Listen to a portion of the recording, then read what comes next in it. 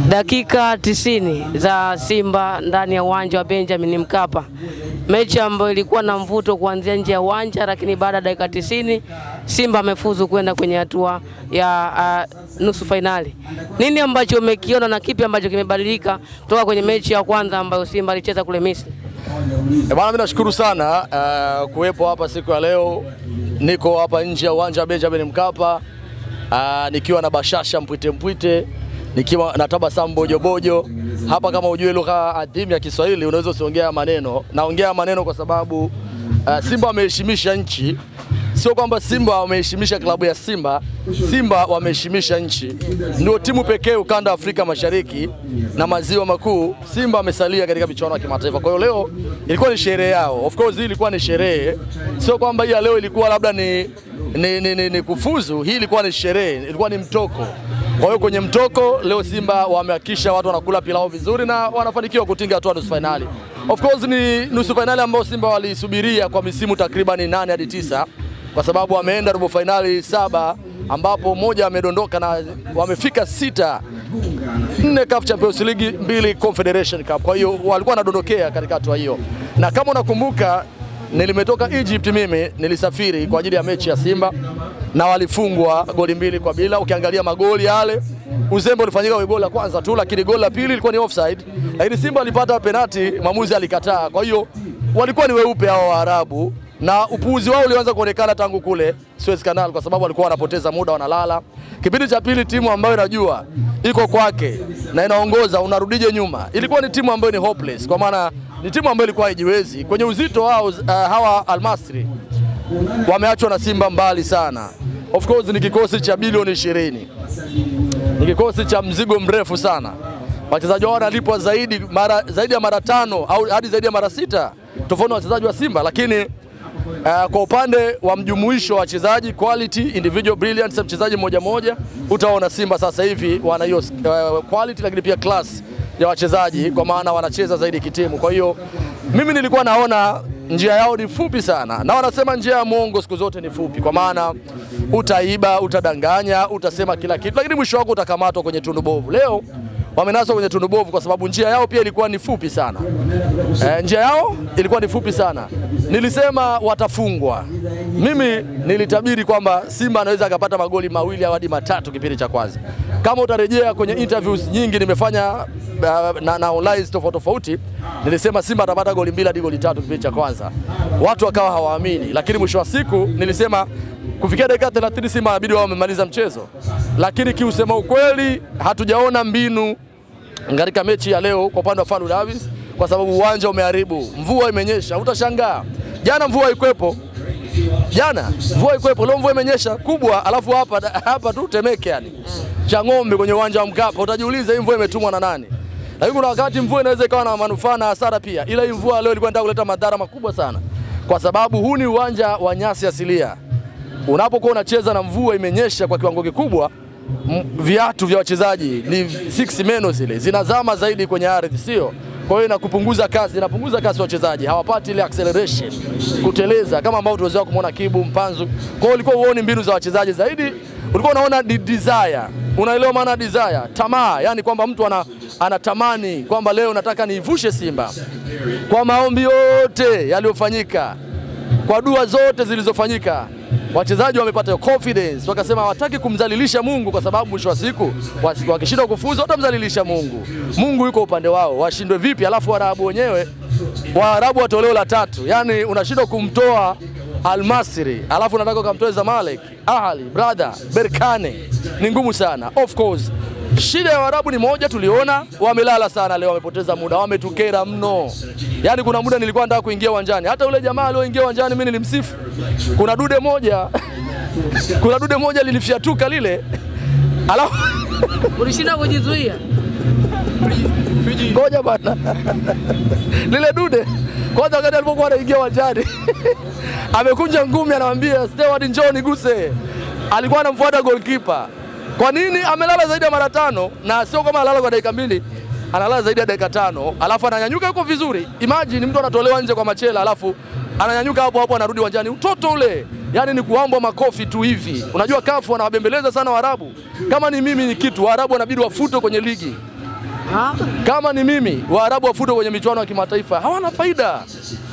Wanalala tu, wanapoteza muda. Kama unataka kulala, si ukalale ukatandike neti nyumbani kwako.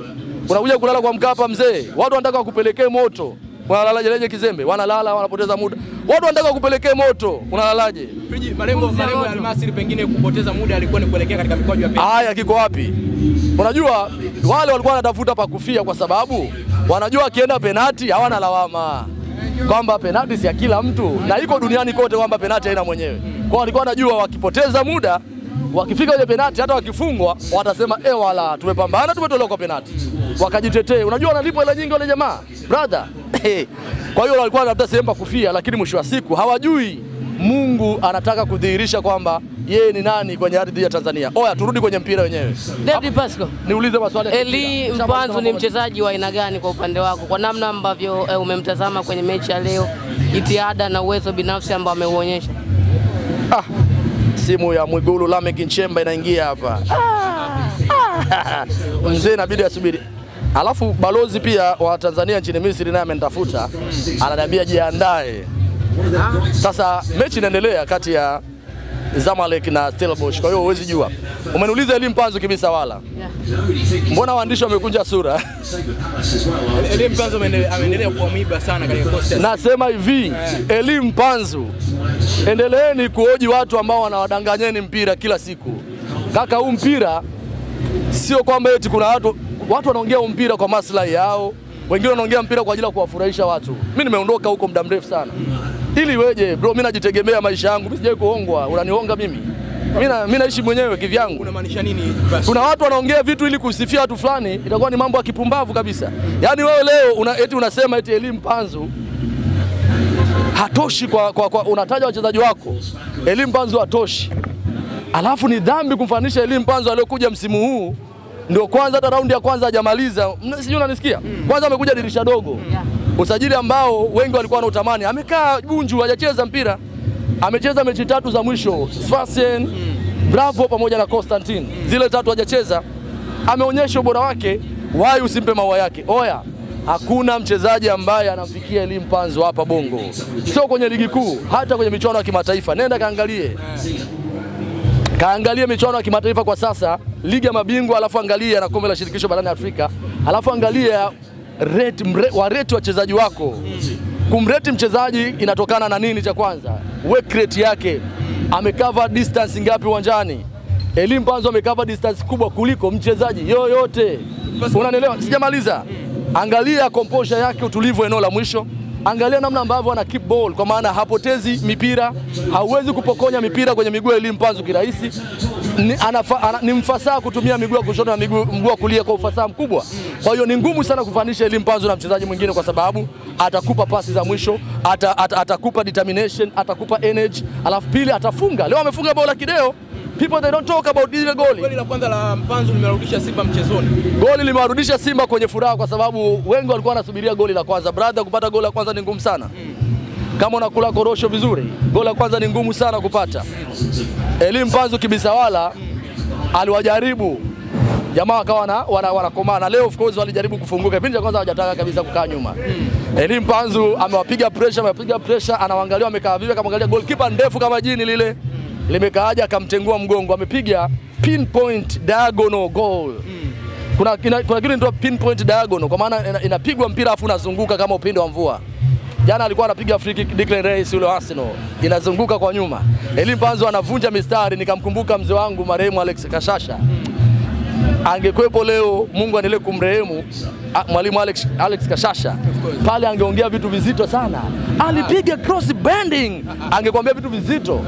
Lakini mwisho wa siku leo hii hatuna watu kama Alex Kashasha. Goli limefungwa of course kali mno.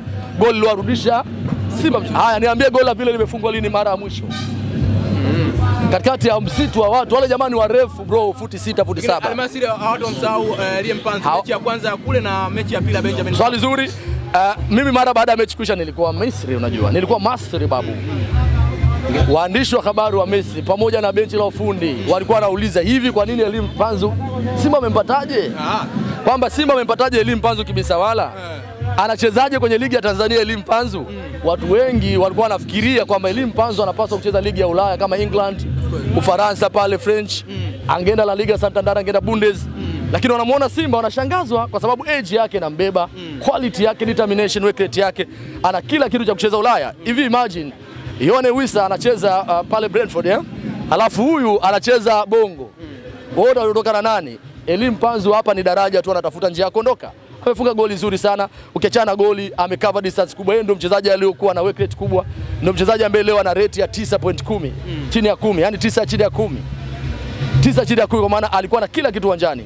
Njoo kwenye goli la Mkwala. Hapo Steven Dese Mkwala kwenye mechi ya kwanza hakupata nafasi ya kucheza na wengi waliona pengo lake, lakini kwenye mchezo wa leo kapata nafasi na kile ambacho amekiofa. Kwako wewe ni kipi ambacho umekiona kwa Steven Dese Mkwala huyu ambaye ameanza kwenye mechi ya leo na Leonard Ateba kwenye mechi? Nimemshukuru sana Fadlu. Fadlu ndo alikuwa anawanyima matokeo Simba. Naisema hii tena narudia. Fadlu ndo alikuwa anawanyima matokeo Simba. Fadlu sijajua Fadlu alikuwa ameingiwa na mdudu gani unajua. Fadlu alivyoingia Simba alikuwa ni kocha ambaye ana misimamo. Alikuwa anafanya rotation.